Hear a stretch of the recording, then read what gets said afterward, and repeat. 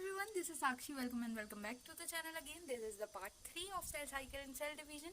आज हम लोग डिस्कस करेंगे the different events of prophase, जहाँ पे क्रोमेटिन क्या होता है, न्यूक्लियर मेम्ब्रेन क्या होती है, वो डिसअपियर कैसे होगी, सेल ऑर्गेनेल्स कैसे डिसअपियर होंगे, स्पिंडल फाइबर्स फॉर्मेशन कैसे होता है, स्पिंडल फाइबर्स क्या होते हैं, माइटोटिक एपरेटस किसको बोलते हैं, और स्टार्टिंग की जो प्रोफेज की स्टेजेस है उन सब के बारे में हम लोग डिस्कस करेंगे कि जैसे प्रोफेज में अर्ली प्रोफेज होता है, लेट प्रोफेज होता है और ट्रांजिशन टू मेटाफेज होता है। तो ये सारी चीज़ें आज हम लोग डिस्कस करेंगे। Without any further ado, let's get started.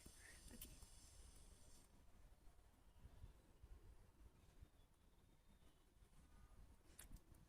I think this much size is sufficient. तो आज हम लोग देखने वाले हैं ये सारी चीज़ें।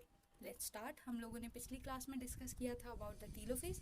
टीलोफेज के इवेंट्स क्या क्या होते हैं इसको हमने याद किया था पप्पू कैन डेंस हाला इसनेमोनिक से। सी फॉर क्या होता है, प्रोफेज में क्रोमेटिन कंडेंसेशन स्टार्ट होगा, उसके बाद सेंट्रियोलर मूवमेंट स्टार्ट होगा, उसके बाद हम लोगों ने देखा था D for disintegration of membrane, ताकि स्पिंडल फाइबर्स क्रोमोसोम से कनेक्ट हो पाए, क्योंकि क्रोमोसोम जो है न्यूक्लियस के अंदर प्रेजेंट है। उसके बाद हम लोगों ने देखा था disappearance of cell organelles.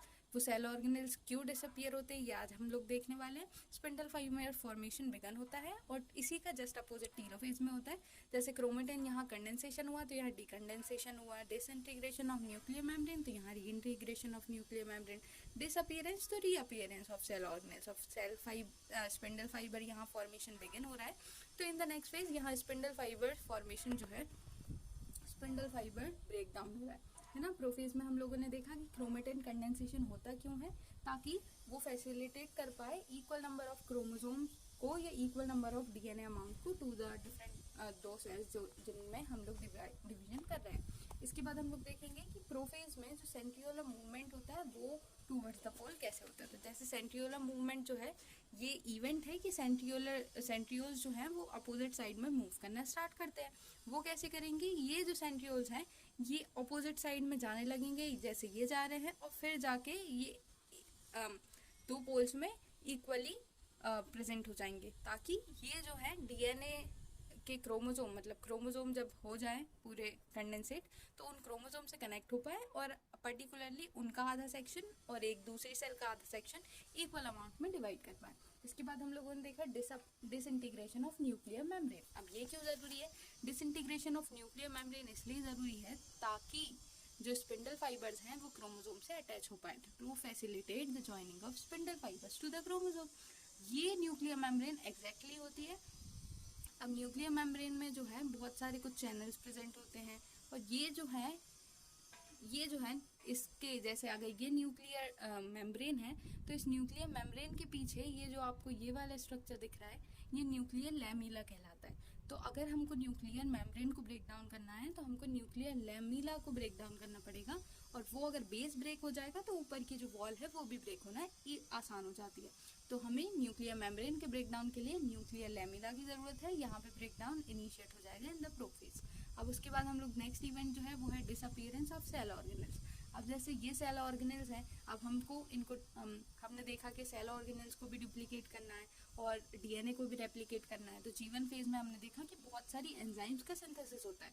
Enzyme synthesis होने की वजह से इतनी सारी एंजाइम तो इतनी सब कुछ चीज़ें हो जाती हैं कि due to increased viscosity in the cytoplasm सभी चीज़ें डिसअपियर दिखने लगती है। जैसे अगर बहुत सारी एंजाइम्स हैं तो वो मिल्क की अपीयरेंस दे देंगी और सारी चीज़ें गायब हो जाएंगे, हमको ऐसा लगेगा। उसके बाद हम लोग देखते हैं लास्ट इवेंट ऑफ प्रोफेज जो कि है spindle fibre formation, and by the polymerisation of tubulin microtubules spindle fibre का फॉर्मेशन होता है। अब हम लोग देखेंगे कि ट्यूबुलिन प्रोटीन सिंथेसिस जो है एस फेज में हो चुका है, G2 फेज में हो चुका है।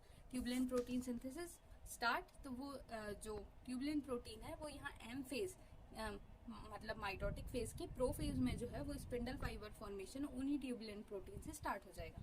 अब ट्यूबुलिन प्रोटीन कुछ ऐसे थे, ये ट्यूबुलिन प्रोटीन जो है इनमें पॉलीमराइजेशन होता है और ये एक जगह ऐसे इकट्ठे हो जाते हैं, और इन्हीं ट्यूबुलिन प्रोटीन्स के पॉलीमराइजेशन फॉर्म को हम लोग स्पिंडल फाइबर्स बोलते हैं। Okay, important points in prophase ये है कि ये जो स्पिंडल फाइबर्स हैं और जो साइड के सेंट्रियोल्स जो हैं उनकी ये वाले सेंट्रियोल्स मतलब जो एस्ट्रल रेज उससे दिख रही है, तो astral rays plus spindle fibres को हम लोग माइटोटिक एपरेटस बोलते हैं। ओके, अब कुछ इंपॉर्टेंट पॉइंट ये भी है जैसे कि जो क्रोमेटिन जो है ये कंडेंसेट हो रहा था, है ना। तो chromosome with 2 sister chromatids are just visible, है ना। तो जो प्रोफेज है उसमें क्रोमेटिन कंडेंसेशन स्टार्ट होता है और क्रोमोसोम विथ 2 सिस्टर क्रोमेटिड्स जो है वो जस्ट विजिबल होना स्टार्ट होती है। इससे पहले किसी भी फेज में हमें क्रोमोसोम क्रोमेटिड्स जो हैं वो नहीं दिख रहे थे, ये पहली बार है। ओ आपको ये दिख रहा है प्रिंट, ये यहाँ के बच्चों ने किया है, ओके। अब उसके बाद let's move to the next phase. अब हम लोग डिस्कस करते हैं कि ये जो इवेंट्स है प्रोफेज में वो क्या क्या होते हैं। जैसे अर्ली प्रोफेज में क्या होगा, लेट प्रोफेज में क्या होगा, और प्रोफेज से जब मेटाफेज में जाते हैं ट्रांजिशन टू मेटाफेज में क्या होगा। ओके, तो अर्ली प्रोफेज में हम लोग देखेंगे पप्पू कैन डांस वाला सेम टू सेम वो चीजें रहेंगी, इनिशिएट होंगी लेकिन अर्ली प्रोफेज में और कंप्लीट हो जाएंगी ट्रांजिशन टू मेटाफेज में। ओके, तो जो इवेंट्स हैं वो ही रहेंगी, लेकिन इनिशिएशन हमने प्रोफेज के अंदर ही 3 इवेंट्स डिवाइड कर दिए। तो जब इनिशिएट हो रही है वो चीजें पप्पू कैन डांस वाला वाली CDS, chromatin condensation, centriolar movement, disintegration, disappearance और स्पिंडल फाइबर फॉर्मेशन, ये सारी चीजें जो है बिगन होंगी अर्ली प्रोफेज में, कंटिन्यू रहेंगी लेट प्रोफेज में और कंप्लीट हो जाएंगी ट्रांजिशन टू मेटाफेज में। ओके, तो ये हमारा सारी चीजें बिगन हो रही है। सिर्फ और सिर्फ डिसअपीयरेंस ऑफ ऑर्गेनल्स जो है वो कंप्लीट हो जाता है काय में, हमारे लेट प्रोफेज में, जबकि ट्रांजिशन टू मेटाफेज मतलब मेटाफेज की जो बिगनिंग है वहां पे ये सारी चीजें कंप्लीट होती है except disappearance of cell organelle जो कि लेट प्रोफेज में ही कंप्लीट हो जाता है। अब उसके बाद let's move to the next thing. ये रहा वो डायग्राम, जैसे कि अर्ली प्रोफेज में ये इनका जो सेंट्रियोलर मूवमेंट है वो देखो जस्ट स्टार्ट हुआ है। क्रोमोसोम का जो डुप्लीकेशन है वो अभी यहाँ पे क्रोमोसोम हम सेल ऑर्गेनेल्स जो है हम लोग को अभी दिख रहे हैं। डिसइंटीग्रेशन ऑफ न्यूक्लियर मेम्ब्रेन, यहाँ पे देखो डिसइंटीग्रेशन जस्ट स्टार्ट हुआ है, जबकि एज कम्पेयर टू यहाँ देखें तो यहाँ और ज़्यादा डिसइंटीग्रेट हो गई है और कम्प्लीटली डिसइंटीग्रेट हो गई है, जो कि यहाँ पे अब हमको दिख भी नहीं रही है। ये हो गया transition to metaphase.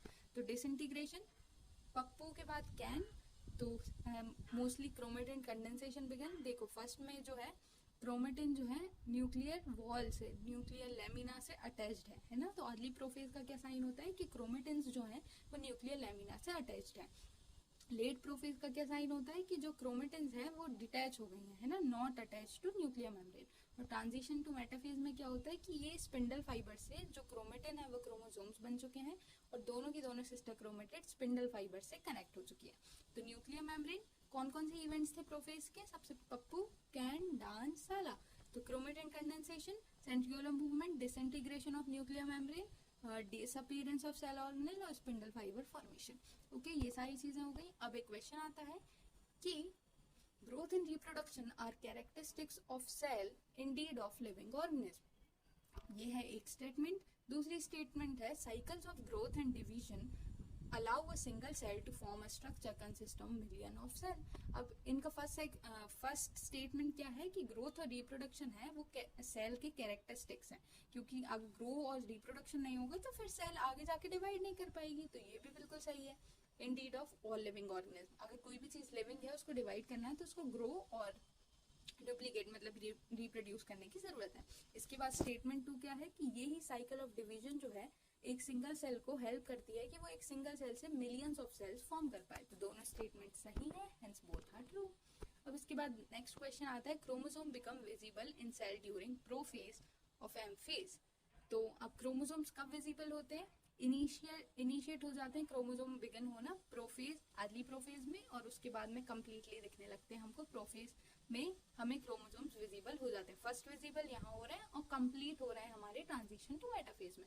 Turbulent synthesis कब होती है, तो ट्यूबुलेंट सिंथेसिस हमारी G2 फेज में होती है आफ्टर एस फेज। उसके बाद हम लोगों ने देखा cell with constant amount of DNA in cell cycle is, मैंने जो क्वेश्चन आपको लास्ट वीडियो में भी बताया था कि ऐसा कौन से टाइप ऑफ फेजेस हैं इन द सेल साइकिल जहाँ पे DNA का अमाउंट सेम रहेगा।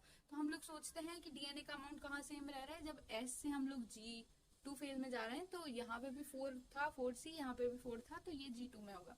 लेकिन अगर हम ध्यान दें तो अगर M फेज में वो 2C था तो वो G1 में भी 2C रहेगा, बस G1 से S में वो 4C हो जाएगा और G2 में भी 4C रहेगा।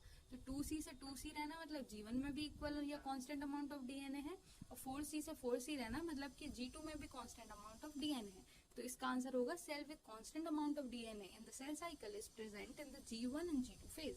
उसके बाद हम लोग देखते हैं, अच्छा ये भी तो गिवन है ना, तो ये 2 pg का 2 pg रहेगा, लेकिन यहाँ 4 pg हो जाएगा, है ना। तो हम लोग देख सकते हैं कि यहाँ अगर एक ग्राफ के थ्रू देखें तो एंड ऑफ एम फेज से G1 फेज में कोई डिफरेंस नहीं आया, सेम ही है, सिर्फ G1 से S में चेंज आया और S से G2 में भी कोई चेंज नहीं आया। तो यहाँ पे भी कांस्टेंट अमाउंट है, यहाँ पे भी कांस्टेंट अमाउंट है, बस यहाँ पे चेंज आया है ना। तो G1 और G2 दोनों इसका आंसर होंगे। Time period of each cell for M phase is approximately, हम लोगों ने निकाला था, कैसे निकाला था, जैसे 90 मिनट्स की होती है साइकिल, 95% जो होता है वो सेल का होता है इंटरफेज में, तो ये हो गया 100। इससे जब हम लोगों ने कैलकुलेट करके निकाला था तो हमने देखा था 85.5 अप्रोक्सीमेटली आंसर आ रहा था इंटरफेस के लिए। तो बचे हुए जो लास्ट 5-6 मिनट हुए ये हो गए हमारे एम फेज के लिए। अब इसके बाद देखते हैं which of the following is true about cell cycle. Cell cycle जो है क्या क्या इवेंट्स या क्या क्या चीजें ट्रू है, हम लोगों ने फर्स्ट वाले वीडियो में डिस्कस किया था। कोऑर्डिनेटेड इवेंट है, यस ऑफ कोर्स, एक चीज हो रही है उसके बाद दूसरी चीज हो रही है। Growth and reproduction occurs, yes that is also true, and under genetic control. तो हमने स्टार्टिंग में ही देखा था कि कोई सेल अपनी लाइफ में मल्टीपल टाइम्स डिवाइड करेगी, कोई जब स्टिमुलेट होगी जैसे लिवर सेल्स वो तब डिवाइड करेंगी, या न्यूरोनल सेल्स की जगह कोई सेल सिर्फ और सिर्फ लाइफ में एक टाइम डिवाइड करेगी। तो ये सब चीजें डिसाइड होती हैं by different type of genes जो कि उस टाइम पे एक्टिव है। तो this is also under genetic control. तो ये क्वेश्चन में भी all of these are correct. अब अगर हम सेल्स के इवेंट्स को अगर अरेंज करें तो वो कैसे करेंगे, cell continuously grows, synthesis of tubulin protein and synthesis of histone protein. अब सेल जो है ग्रो कब करना कर रही है, अगर सेल का हम लोग डबल अमाउंट देखें तो सेल कंटिन्यूअसली ग्रो हो रही है G1 में, उसके बाद S फेज में जो है हिस्टोन प्रोटीन का सिंथेसिस होता है, और लास्टली G2 में होता है हमारा ट्यूबुलिन प्रोटीन सिंथेसिस। तो A C D। उसके बाद हम लोग देखेंगे next, the S phase is not characterized by. S phase में क्या क्या होता है, सबसे पहले DNA replication, histone protein synthesis ताकि वो उसको सेपरेट आउट कर पाए, और लास्टली हमारे क्या होता है, सेंट्रियोल डुप्लीकेशन। तो डीएनए डुप्लीकेशन यस होता है, डीएनए रेप्लिकेशन या DNA replication, number in chromosome number, duplication of centriole in the nucleus of eukaryote. Okay, तो यहाँ पे दोनों चीज, number of increase in the chromosome number नहीं होता है ना, क्रोमोसोम नंबर इंक्रीज होता है क्या, नहीं होता, क्रोमोसोम नंबर जो है कांस्टेंट रहता है। तो एस फेज में नॉट कंसीडर्ड जो है क्रोमोसोम नंबर डिक्रीज नहीं होगा। ओके, तो ये था हमारा आज का लेक्चर जिसमें हम लोगों ने ये सारी चीजें डिसाइड की। ये सिर्फ और सिर्फ अपना एक रिवीजन वीडियो सेशन है, तो ऐसे ही करके आगे के नेक्स्ट पार्ट में हम लोग बहुत सारी चीजें डिस्कस करेंगे। लिंक डिस्क्रिप्शन में होगी या आपको जल्दी ही वीडियो अवेलेबल हो जाएगा। इसमें हम लोग इवेंट जो कि एंड ऑफ प्रोफेज में होते हैं, मेटाफेज क्या होता है, एनाफेज, टीलोफेज, इसके इवेंट्स क्या होते हैं, ये हम लोग नेक्स्ट वीडियो में डिस्कस करेंगे। This is Sakshi, that's all for now, will be catching you very soon in the next video. Bye bye.